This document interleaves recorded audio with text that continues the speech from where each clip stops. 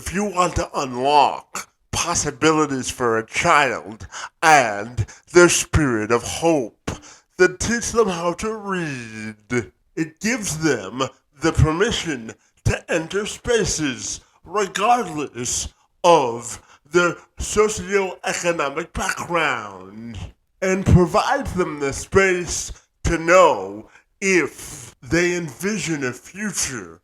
It is indeed attainable. However, in America today, we still have more work to do when it comes to the literacy of the population, according to Scientific American and biennial testing conducted by the National Assessment of Education Progress demonstrates that 2/3 of American children are unable to read at a proficient level on a consistent basis. An astounding 40% are essentially non-readers.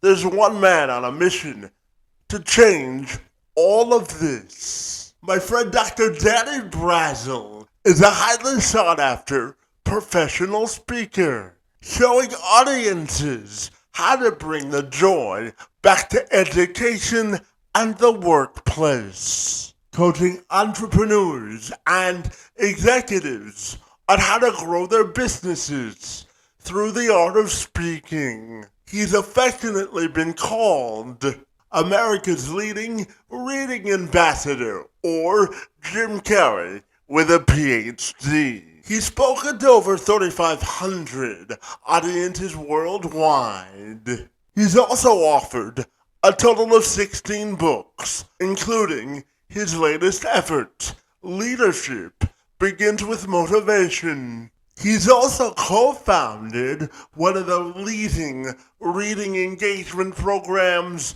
in the world. And Brassell joined me this week to tell me more about how we re-engage children in the art of reading, his joy for life, and impacting people.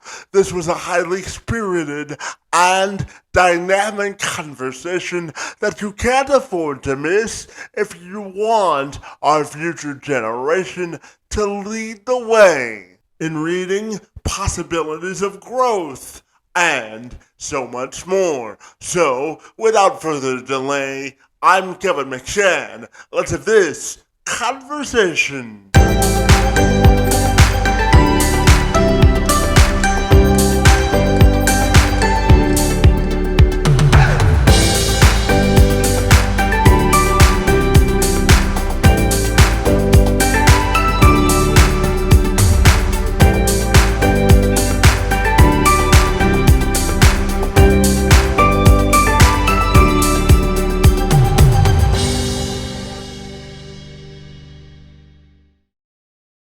Danny, with that, I'll take a moment to welcome you to the program, my friend, and I'm super excited to learn about your philosophy surrounding leadership, my friend. Great to see you, and happy Thursday to you.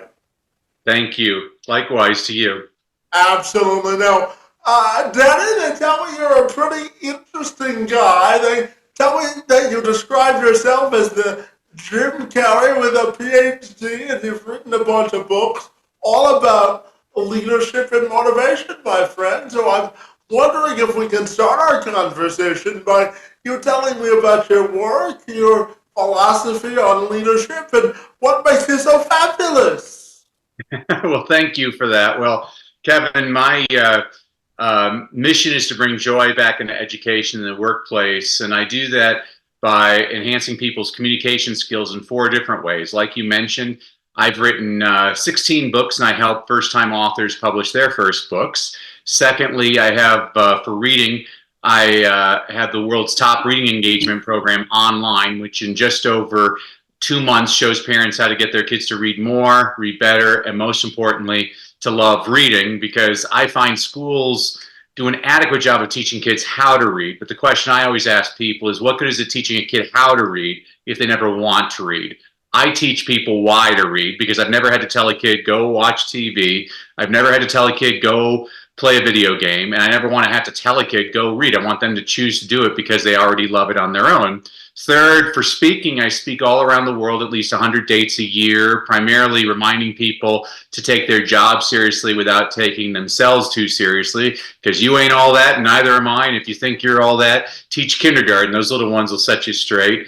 And then finally, for listening, I work with lots of entrepreneurs, business owners, and executives on how to create engaging, powerful presentations that get their audience to take the next step, whether that's to purchase their product or to donate to their cause or even just to invest in their idea.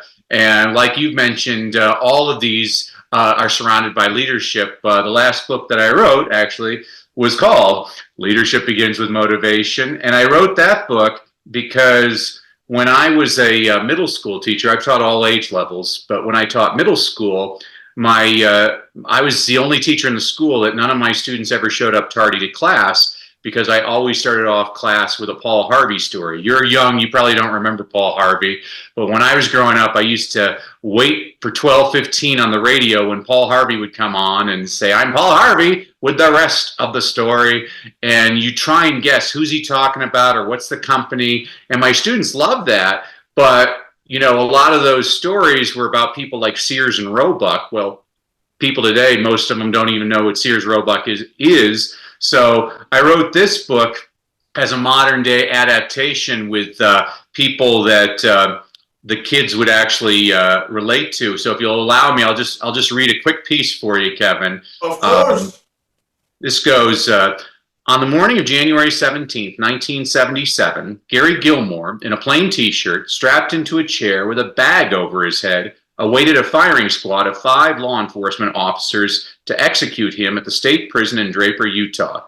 Convicted of murdering a gas station employee and motel manager in Utah the year before, Gilmore would be the first person in the United States to be executed in nearly a decade. Shortly before his execution, prison officials asked Gilmore if he had any last words.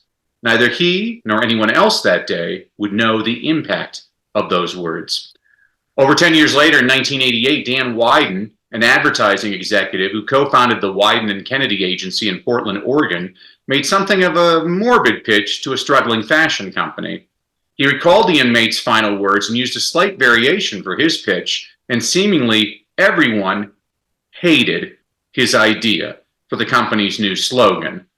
Trust me on this one, Wieden implored the company's co-founder. And the co-founder, his company, and the public have not looked back since. The co-founder's name was Phil Knight. The struggling brand he co-founded was a shoe company called Nike. And advertising executive Dan Wieden slightly altered death row inmate Gary Gilmore's final words, "Let's do it," into the phrase, "Just do it."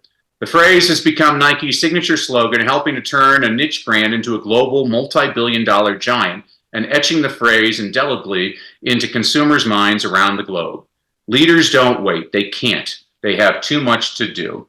And so that's what I love about you, Kevin, and your podcast is most people are talkers. There are very few doers in the world. You're somebody that's actually doing something. You've created this wonderful podcast, this forum to emphasize the positives in the world and to teach us more about leadership. And I just commend you for all that you do.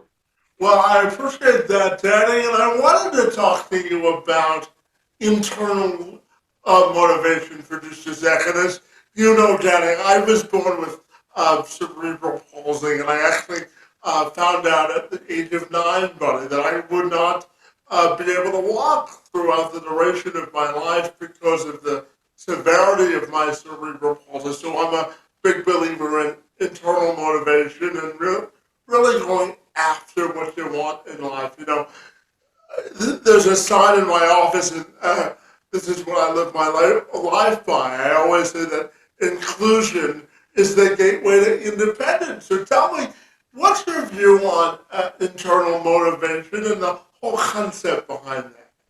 Yeah, I love that question, Kevin. Well, I believe all motivation is internal. So I don't really believe there is such a thing as motivating another human being. I learned a long time ago, I can only inspire another person to motivate themselves. I'm a big believer in when the student is ready, the teacher appears. And I love that you're talking about internal motivation because it's that drive that powers all of us. You can't push another person to do something. It's got to come from within. I mean, there is external motivation in terms of, for example, you do your job because you get a paycheck. Well, that's an external motivation. But the internal motivation is you do it for the love of the game. You do it because it's something you have to do. Steve Jobs, when he was first kicked out of Apple, he had about $70 million, which in today's amount would be probably worth about $200 million. He was a young man. He was 30 years old. He could have retired and lived the good life, but he chose to invest in Next Computer and Pixar. And I don't think he had a choice. I think he internally had that motivation. He had to make great things. It wasn't about money to him. It was all about excellence. Yeah, absolutely. And then I also want to talk to you about literacy and the importance of emphasizing the importance of reading, my friend. I know that the program that you co-founded inspires people to read. So let's talk about literacy, the program you co-founded, and why do you think that's so important? Well, so there's two numbers I want everybody to remember, Kevin. Those numbers are 67 and 20. So let's start with the number 67. So a lot of people tell you it takes 21 days to change a habit. To those people, I say, show me the research. It's completely fabricated. I know exactly where the number comes from. It comes from a wonderful book written in 1960 by Dr. Maxwell Maltz called Psycho-Cybernetics. In the preface of the book, Dr. Maltz, who was a plastic surgeon, said he noticed it took many of his patients about 21 days to get used to their new face. Well, a lot of personal development, self-help gurus, a lot of people I admire, by the way, they started telling people it takes 21 days to change a habit, but that number is based on zero research. Now, in 2009, researchers at the University of London did a habit formation study, and they determined it took anywhere from 18 to 254 days to change a habit, and the average was 66 days. Well, I don't like the number 66, so I threw in a bonus day, 67 days. And it depends on the type of habit you're trying to change. So for example, if you decide you want to have a glass of water before breakfast every day, that might take 18 days to form that habit. But if you want to quit smoking, that could take 254 days. And here's why that's important, Kevin. Let's say you go on a diet, you follow it religiously for 21 days, but on day 22, you fall off the wagon. Well, you blame yourself. And that's wrong because studies show that it takes on average at least 3 times longer than that to form that habit. So that's the first number. The second number is 20. So researchers were interested in what makes successful students successful. So they were looking for common characteristics around the world, and they stumbled upon something that just flabbergasted them. It was the number of minutes spent reading outside of school. So they looked at the low students, the average students, and the high students. The low students, the 20th percentile, some of your lowest students, failing students, they averaged less than a minute a day reading outside of school.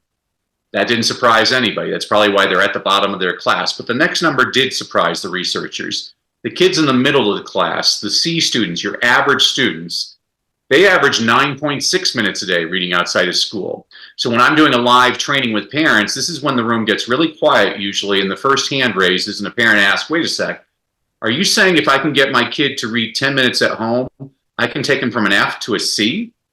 That's exactly what I'm saying. There's a lot of research to support this, but the final number really amazed researchers. The kids near the top of the class, the 90th percentile, A- students, some of your best students, do they spend 3 hours a day reading outside of school? No. Do they spend 1 hour a day reading outside of school? No. The average was just over 20 minutes a day. My goal is to help show people how to find those 20 minutes a day. And 2 things they need to remember is, first of all, the numbers don't have to be consecutive. You know, you can do 5 minutes here, 2 minutes there. I mean, that's one of the simple things. And then secondly, being read aloud to is just as significant as reading on your own. So I work with a lot of CEOs. A lot of people don't know this, but over half of the Fortune 500 CEOs are dyslexic. Now, dyslexia is by far the most undiagnosed reading disability out there. All reading disabilities are curable, by the way. But dyslexics tend to process information a lot better through their ears. And so one of the strategies I share with dyslexic students is, well, just listen to books, Audible books. That's just as good.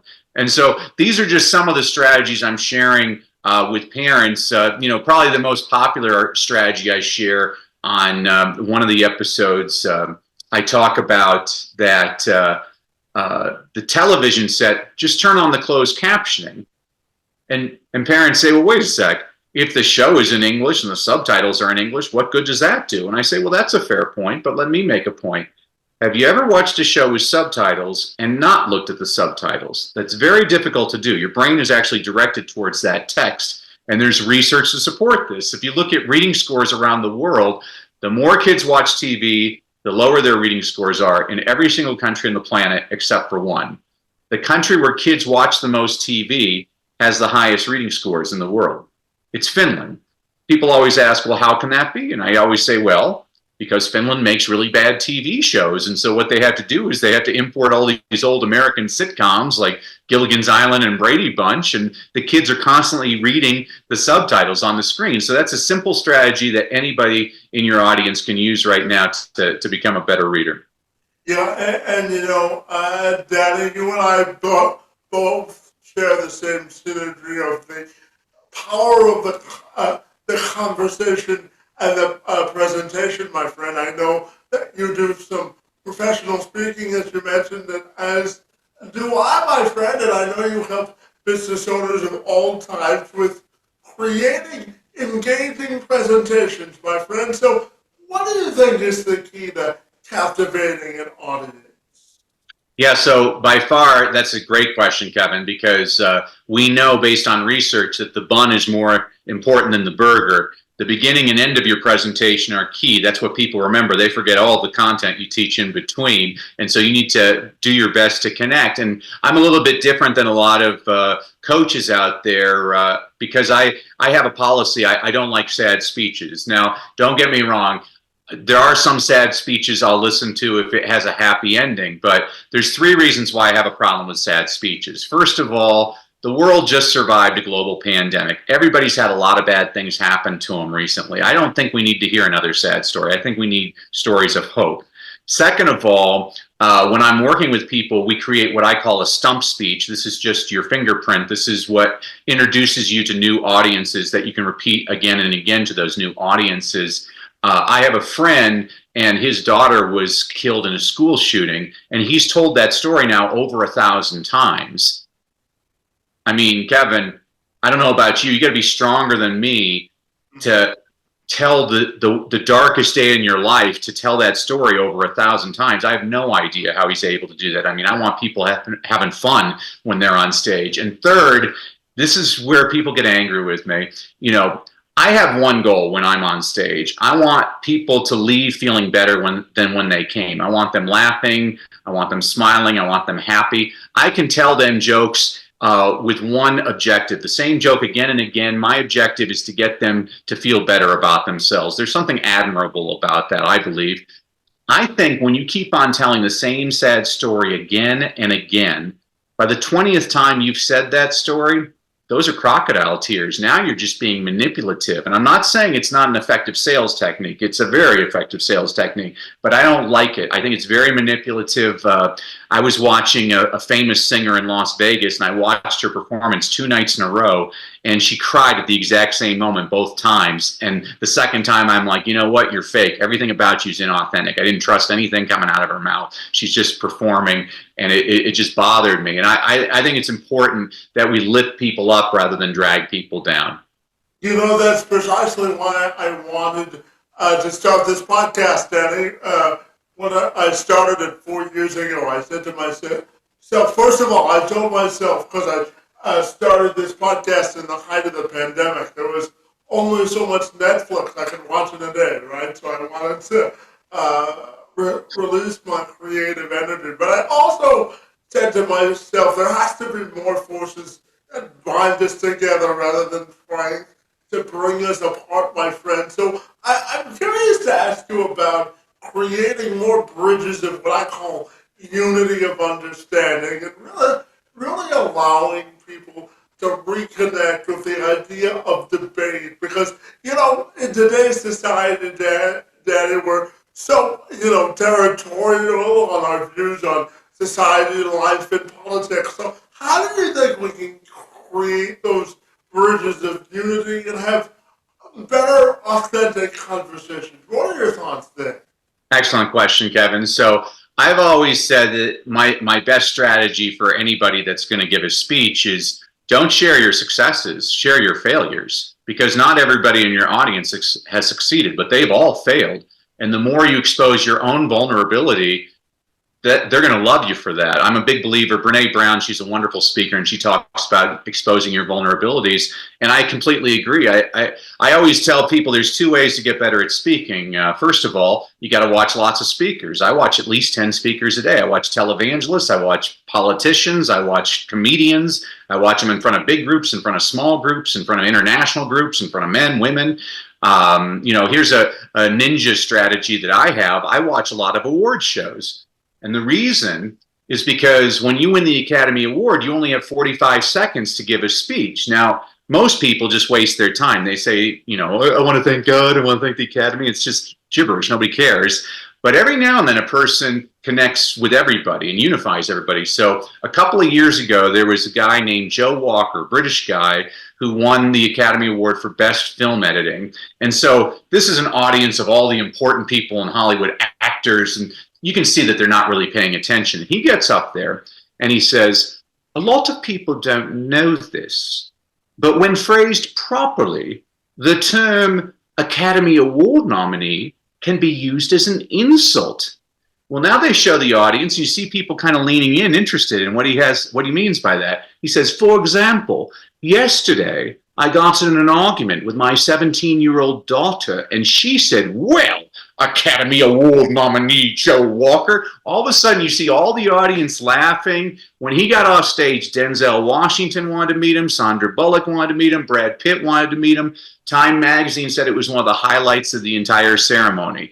That's the power of connection. Within 30 seconds, he was able to connect. The second way you get better at speaking, one of my mentors was a guy named Jim Rohn, and Jim used to say, you can't pay other people to do your push-ups. Translation, you got to do the work. I guarantee you, Kevin, your first podcast, you stunk. And you're probably right about that. I know it. And your second podcast, you stunk. But you stunk a little bit less than the first time. And now, 4 years later, you're a pro. And it's because you did the work. Most people don't do the work. Most people are lazy. And that's what separates successful leaders from unsuccessful leaders. Successful leaders, they're constantly working. I mean, that's what I always point out to people. The best part of continuous improvement is it's never ending. I always say that life is a constant game of learning, isn't it, Danny? Yeah. Danny, I also wanted to ask you about the power of relationships. I know you help entrepreneurs and business people get consistent flow of customers. And it's my view that it starts with relationships, my friend. So tell me about establishing great business relationships and your philosophy behind that concept as well. That's a great question, Kevin. So I've always believed, there's lots of different research out there. My favorite person is a guy by the name of Robert Cialdini. He wrote a wonderful book called Influence, and I think everybody should own a copy of that book, because what he does is he shows people how to build relationships, both business and personal, that are ethical. He's not telling you to, he really emphasizes that a relationship is built on mutual trust. I mean, I think of that old story of, it was Fire, Water, and Trust were walking in the forest one day, and Fire said, well, if I get lost, just look for the smoke. And then Water said, well, if I get lost, just look for the green grass. And Trust said, if I get lost, you're in trouble, because you'll never find me. And it's the truth. You can't be 93% trustworthy. I mean, people, you got to be a person that walks your talk. And so I think the most important thing in building trust and building in relationships is it takes time. And, you should always over deliver. It should always be a win-win relationship. I'm a big believer in abundance. I once had a great coach, Barbara Scher, and Barbara used to preach abundance. And because of her, now when I'm stuck at a traffic light, I realize there's $1 million worth of vehicles surrounding me. When I was speaking early in my career, I was making $700 a day to speak. In my local library, they asked me to come speak for free. And I said, yeah, that'll be great. They said, oh, we're going to have 500 people. Well, Kevin, 4 people showed up. 2 of them were my realtors. The other 2 was a Hispanic couple that didn't speak a word of English. But I believe in giving 110%. And so I translated what I could into Spanish, did lots of gestures, made it as fun as possible. We all had a good laugh. Well, here's the teaching point. The Hispanic woman who didn't speak a word of English was taking literacy classes at the Adult Learning Center. She recommended me to give a 45-minute keynote address for $4,000, which was 6 times my fee at the time. And it taught me it doesn't matter how many people are in my audience. All that matters is who is in my audience. And whenever you talk to your audience, that person's the most important person on the planet. I look at an audience, my job is always to serve. There's a great speaker, a friend of mine, Joe Martin. He calls it napkin leadership. He says, when you go to a restaurant and they give you a napkin, do you stuff it down your shirt and wait for others to serve you? Or do you put it over your arm and go out and serve others? I've never liked the term servant leadership because by definition, leadership is all about servitude. That's what great leaders do all the time. Yeah, absolutely. And Danny, I'm curious to ask you about online success and the funnel, my friend. How do you think those 2 things are interconnected? Well, I thought the pandemic was a great blessing. Look at, we wouldn't have your podcast if it wasn't for the pandemic. Gave you something to do. For me, overnight, I lost all of my speaking engagements. And so I had to make a pivot. And so what I decided is I'm going to get on at least 20 podcasts a week, and I'm going to continue getting in my reps. And so what it did for me was before the pandemic, I kind of narrowly looked at most of my business within the United States. But because of podcast, I would do a podcast. I mean, you're in Canada. Yesterday, I was on a podcast in Nigeria. I was on a podcast in Poland earlier this morning. And I realized, wait a sec, there's an entire global market out there. And, all these people that fear technology, I'm like, well, you can always take the negative point of view. I look at the positive point of view. I mean, how could we have taught kids without Zoom? I mean, you and I are able to communicate right now because of Zoom. That's a wonderful technology. I think we need to embrace these things. And it's been the same argument for centuries. I mean, the Greeks 3,000 years ago thought that writing was going to be the end of civilization. They're like, oh, you're too stupid to remember it in your head. You're going to write it down. I mean, and then it was, oh, TV is going to melt every kid's brain. Oh, these computers are horrible. Right now, everybody's saying, oh, AI is the death of us. It doesn't have to be, but whenever a new technology comes out, the negative forces are the first ones to attack it.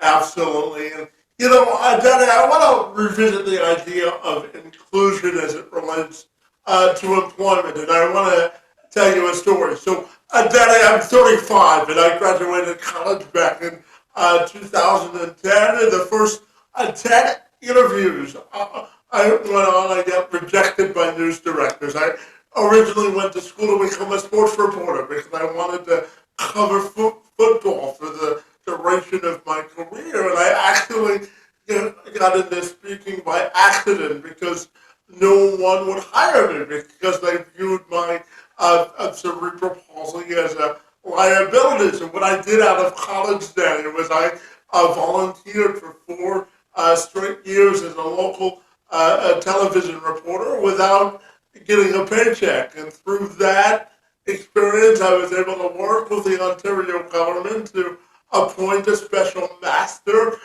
for looking into hiring folks with disabilities within our provincial government. And through there, I have dedicated my life to inclusion and promoting inclusion for folks with disabilities. I was the first regional ambassador for a project called the Discoverability Network, which was the province of Ontario's first online job matching portal for individuals and employers to get connected. So that's a long way of asking you about how you the importance of inclusion in the workforce for folks with disabilities and how we can use diversity, equity, and inclusion as a competitive advantage. Yeah, I absolutely. I mean, I'm so happy that inclusion is a thing now. I mean, it's always been a thing to me, but now finally people are paying attention to it.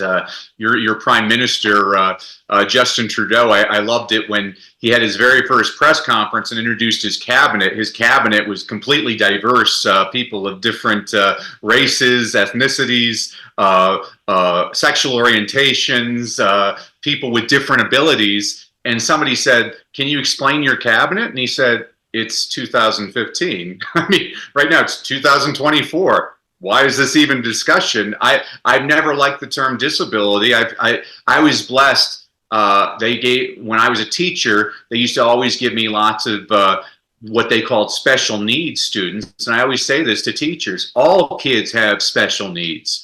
All kids are gifted and talented if you treat them like they are gifted and talented. There's no such thing as disabilities. There's things called different abilities. And what I love about working with people like you, Kevin, is because of your different ability, you have had to work harder than a lot of people. And that's why you've passed a lot of those. I mean, it's the tortoise and the hare. You've passed a lot of those hares along the way because of the adversities that you've had to go through. And it's a shame to me that we still even have to have that kind of conversation in the world. But I think it's one of the things, I mean, you're in Canada and I'm in America, and I love watching the Olympics.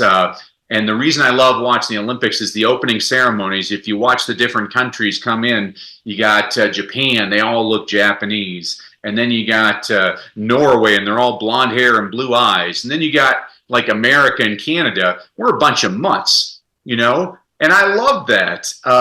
We're so much stronger for our diversity. If we were all the same, the pandemic would have wiped us out. We are stronger because we are different. And so I never let a person put another person down for what they perceive as a disability. It's a different ability. And, you know, I was speaking in India to a school and pumping up all the kids. And after my presentation, this 6-year-old boy comes up to me and he's crying. And I look and he's missing his left arm. And he looks up to me and he says, "What can I do to succeed?" And so I crouched down, got to his eye level, and I said, "You know, when I was your age, everybody used to call me stupid. I went to 18 different schools before I was 12 years old because I stuttered. And finally, I went to a school where a teacher spent time one-on-one with me, and she would sing things to me, and I found I could sing them back without my stutter, and I gradually lost my stutter, and I became a swan." It's kind of like that movie, The King's Speech. But I looked into that little boy's eyes, and I said, "Isn't it interesting that the little boy everybody said was stupid because he couldn't talk right now gets paid a lot of money to go around the world to do what?" And he just had the biggest grin on his face. He said, "Speak." I'm like, don't let anybody ever tell you what you cannot do. Yeah, absolutely. And Tanner, how do you define transformational leadership? Transformational leadership is, you know, any kind of transformation is you become better all the time. Again, I'm sorry, I just read a book on Steve Jobs, and it was fascinating to me because he said something which I loved. He said, "I'm not looking to be right. I'm looking to be excellent." And so to be excellent, you have to listen to other people, and you have to rely on other people all the time. And when I see people that are transformative leaders, these are the people that are getting better every single day. They're the people that they sit in the front row when they go to a presentation and they take more notes than everybody else. And people say, "Why are you taking more notes than everybody else? You're so successful." Well, that's the reason they're successful, is they're constantly learning. When you stop learning, you start to slowly die.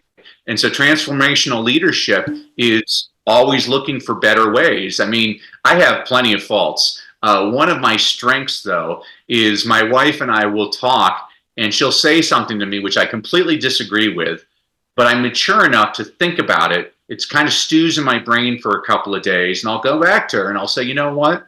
You're right. That is a better way. And that's what I think all of us have to do a little bit more of. There's a lot of shouting in society right now. That's garbage. That doesn't help progress us. I think all of us have to kind of sit down and listen to one another. We don't have to agree with one another. I don't think that's important. I mean, my wife and I disagree all the time, but it doesn't mean we don't love and respect one another. So we need to learn how to be able to disagree without being disagreeable. And transformative leadership is a person that's willing to admit that they're wrong and to go with somebody else's idea. Yeah, and Debbie, I want to return to the notion of a speaker because, as you and I both know, having an optimized email system and a client or relationship management sort of system is key to being a successful speaker. So how do you think we can optimize sort of email marketing and the importance of a CRM? What are your thoughts there? Optimizing SDRM. A CRM or an email marketing system. Yeah, that's not my specialty as well. There's people that are better at that. That's one of the best things that I've learned, Kevin, is it's kind of like my wife a couple of weeks ago, our toilet was broken and she asked me to fix the toilet and I hired a plumber. And she said, I told you to fix the toilet. And I said, I did fix the toilet. I hired a plumber. The plumber, he gets paid a lot of money because he knows how to fix the toilet. And it saved me time, it saved me energy, and it got done the right way. You know, I have a whole team of people that, hey, they do this better than me. I'm putting them in charge. And there's people that actually like doing that too. I mean, I don't like accounting. I have an accountant. He's great. He loves accounting. He doesn't like speaking. I love speaking. So, you know, everybody has their own strength, you know, so yeah, CRM and all those things. I have people that do that for me that they're the ones that are the experts at that. And I defer to their expertise. Well, there's power in delegation, isn't there? Yep. Absolutely. And Danny, as I told you, I was born with cerebral palsy, buddy, and I was born 3 months premature, and my parents were told when I was born that I wasn't going to live past 3.5, and I'm now 35, my friend. And, you know, the last line on my bio says that the tragedy of life isn't when it ends, it's refusing to live while you still have air to breathe, my friend. So I'm curious, why are you fascinated and why do you love living life, my friend? Oh, every day is a gift. It's a blessing, and I'm so happy you're 35. You'll probably make it to 95, Kevin. It's amazing, you know. 1,800 years ago, we knew that the Earth was flat. 500 years ago, we knew that the sun revolved around the Earth. You know, 100 years ago, we knew that man could never fly.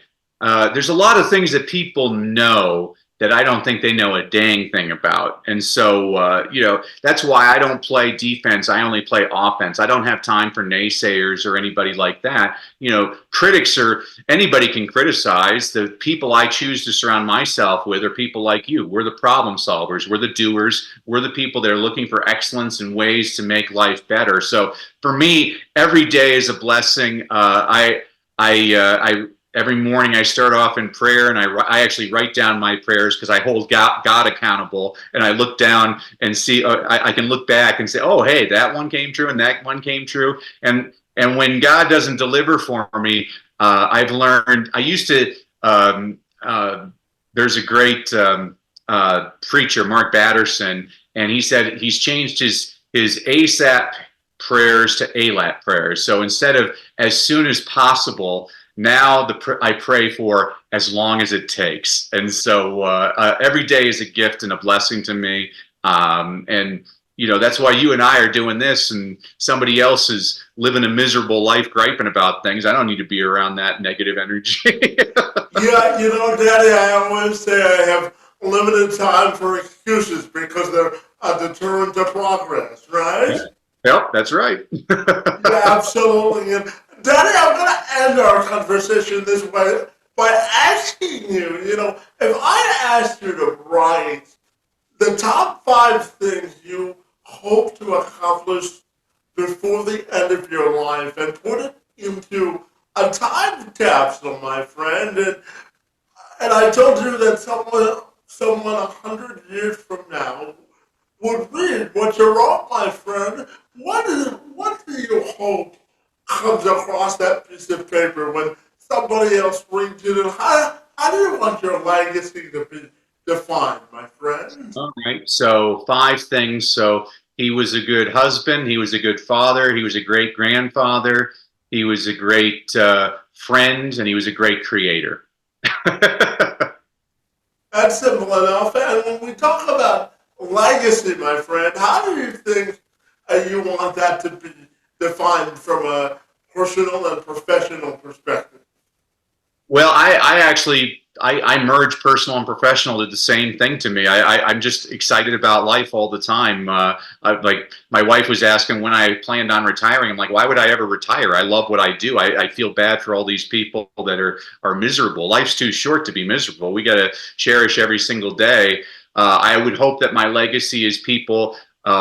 A lot of people were helped from me. I brought a lot of joy to a lot of people, and that they passed that along. That's what I would hope my legacy would be. Absolutely. And finally, Danny, tell me if people want to get connected with you, what's the best way they can do that? Well, so thank you to you, Kevin, and to your audience for bearing with me today. I wanted to give everybody a couple of freebies. So if you go to freegiftfromdanny.com, again, freegiftfromdanny.com. I'm going to give everybody a complimentary e-copy of my book, Read, Lead, and Succeed. This is a book I wrote for an elementary school principal who was trying to keep his faculty and staff positively engaged. So I said, okay, I'll write you a book. So every week I give you a concept, an inspirational quote, an inspirational story, a book recommendation on a book you should read, but you're probably too lazy because you're an adult. So I also give you a children's picture book recommendation that you can read in 5 minutes. It'll demonstrate the exact same concept. Also, I'm going to give everybody access to a 5-day reading challenge I did online last summer for about 700 parents, where every day for an hour, I share with them a lot of the strategies I share in my reading program on ways to get kids excited about reading, because the more excited we get people to read, the more likely they read. And the more you read, the better you get. You can get all of that at freegiftfromdanny.com. And I just really, again, want to thank you so much, Kevin, for all that you do. You inspire me, and thanks for having me today. Well, Danny, I have to tell you that I find you to be a fascinating person, my friend, and I'm all about moving the needle of progress forward in life. And you're certainly doing that in education, life, and business, and everything in between, my friend. I want to thank you for the privilege of engaging in conversation with you this afternoon, and I want to thank you for being here. It's most appreciated. Thank you, Kevin. God bless.